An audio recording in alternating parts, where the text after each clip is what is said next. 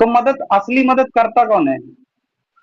आज मैं आपको एकदम गहरा राज बता रहा हूँ कि असली मदद वही कर सकता है जो अंदर से आनंद में है, जिसने खुद को संभाला है, वो दूसरे की हेल्प कर पाएगा।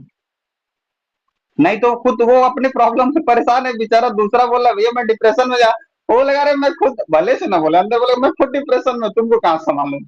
बात समझ में आ रहा है?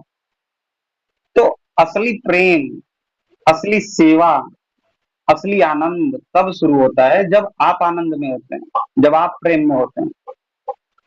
अब आप प्रेम में नहीं है, आप आनंद में नहीं है, आप अंदर से खुद ही एकदम भरे पड़े हैं, तो अगर कोई मोटिवेट भी कर दिया ना, तो दो जा करके दो तीन डेमो कर देंगे एक दिन, फिर एक महीने गायब हो जाएंगे क्योंकि अंदर भरा पड़ा है। और जब उस भरे के साथ डेमो भी करेंगे, किसी को कुछ बताएंगे भी, तो क्या लगता है क्या निकलेगा?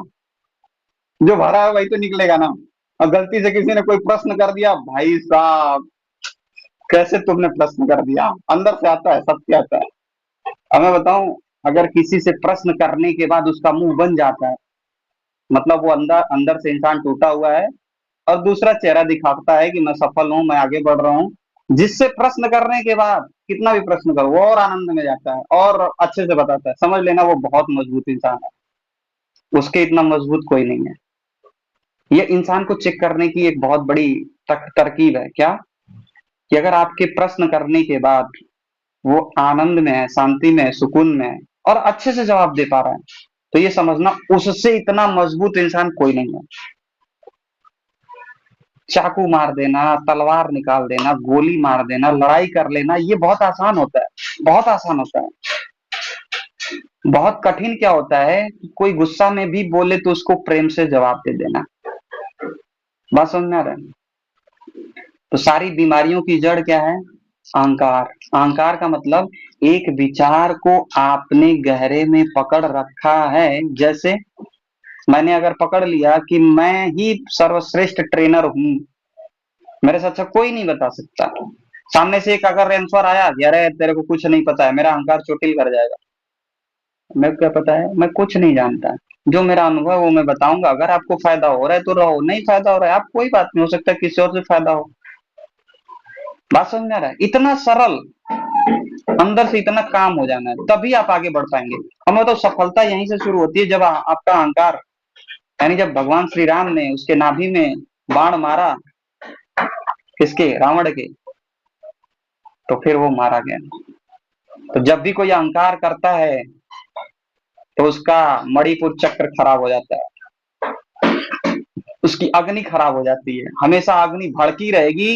या तो अहंकार वश अगर उसको लगता है मेरे को सताया जा रहा है, दुख हो रहा है, तो वो हमेशा डाउन रहेगी।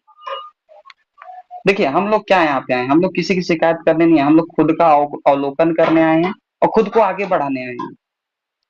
उसका मूलाधार खराब हो जाएगा, जो जितना अहंकारी रहेगा, पृथ्वी तत्व, उसकी हड्डियां, स्किन खराब होने लगेंगी, नींद आना बंद हो जाएगा उसको, हमेशा डर रहेगा अपने अस्तित्व का, हमेशा डर रहेगा।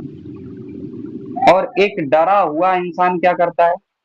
देखो ना आप, वो सामान बटोरता है, कभी गाड़ी लेगा, कभी कुछ अपने आप को दिखाएगा, मतलब वो अपनी सिक्योरिटी किसमें खोज रहा है? अपनी सिक्योरिटी, अपनी सुरक्षा किसमें खोज रहा है? सामानों में खोज रहा है, भौतिक चीजों में खोज रहा है। और जितना ज्यादा वो इकट्ठा कर रहा है, उतना ज्यादा डर डर और बन रहा है। जैसे एक डरा हुआ इंसान, उसको लगता है कि पैसा अगर मैं जमा कर लूं तो मैं सुरक्षित हो जाऊंगा। जैसे ही उसने पैसा जमा किया, अब उसको डर बन गया कि ये पैसा कहीं लुटने न, कोई चोर न लूट ले, और डर बढ़ गया। अब वो क्या करेगा, जाके एक तिजोरी खरीदेगा।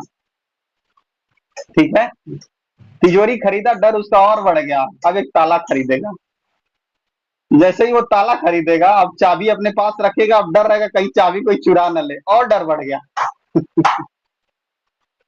तो मैंने क्या बोला, एक डरा हुआ इंसान एक डरा हुआ इंसान और ज्यादा सामान इकट्ठा करता है, जब और ज्यादा सामान इकट्ठा करता है तो और डर बढ़ता है। और जब चाबी लगा लिया तो अब क्या कहेगा, यार चोर ना आ जाए, अब गार्ड बैठाना पड़ेगा। ठीक है, गार्ड, बाहर गेट पे गार्ड लगा दिया। और जब गार्ड लगा दिया तो डर और बढ़ेगा, यार बंदूक लेकर आ, कहीं मेरे को आगे चाबी लेकर आया, सारा सोना चांदी। ठीक है, तो आप देखिए ना क्या हो रहा है।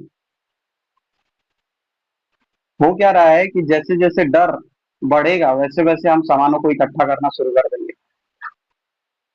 वैसे वैसे हम सामानों को इकट्ठा शुरू करेंगे। जितना इकट्ठा करेंगे उतना ज्यादा और डर बढ़ेगा। बात समझ में आ रहा है? जितना इकट्ठा करेंगे और डर बढ़ेगा। और जब डर नहीं है तो इकट्ठा करेंगे तो बोलेंगे यार जिसने दिया वो ले भी सकता है।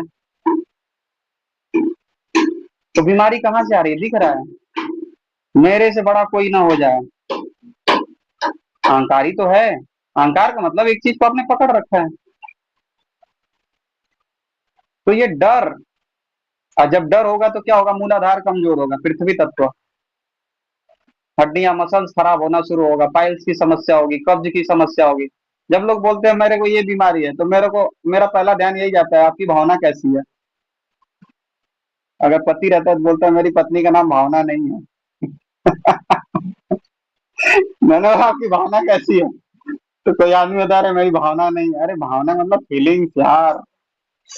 ठीक है। तो आप अपनी भावनाओं को देखिए ना, कि भगवान तो भाव के भूखे हैं और भगवान मतलब पंच तत्व। तो सारी समस्याओं का जड़ कहाँ है? नहीं तो लग रहा है अहंकार में। किसी को बदलने का अहंकार, मैं तो इनको बदल के रहूंगी। क्यों बदलना है भाई? बदल जाएगा वो अलग बात है, लेकिन क्यों मैं ठान लूं कि मैं बदल ही दूंगी? बात समझ में आ रहा है? और पति को पत्नी बदलने के चक्कर में पत्नी ही बीमार पड़ जाती है। ठीक है। कल मैं ब्रज मणि तिवारी गुरु जी का सत्र सुन रहा था, तो उसमें उन्होंने बताया कि बेटा जो होता है, आचार्य ब्रज मणि तिवारी गुरु जी, उन्होंने बोला कि बेटे की चिंता कौन ज्यादा करता है? माँ। और माँ की इज्जत वो नहीं करता है। बाप दो थपेड़े लगाता है, बोला भाड़ में जा, उसकी वो इज्जत करता है। तो माँ क्या करती है? उसको अहंकार आ गया कि मैं तो इसको पाल के रहूंगी, मैं तो इसको एकदम। और जैसे ही माँ धरती माँ के संपर्क में डाल देती है, जाओ खेलो कूदो माटी में, लोटो पोटो, ठीक है, थोड़ा कबड्डी खेलो, ये खोलो, वो मजबूत हो जाता है। तो हमें क्या करना है? अब जैसे क्या है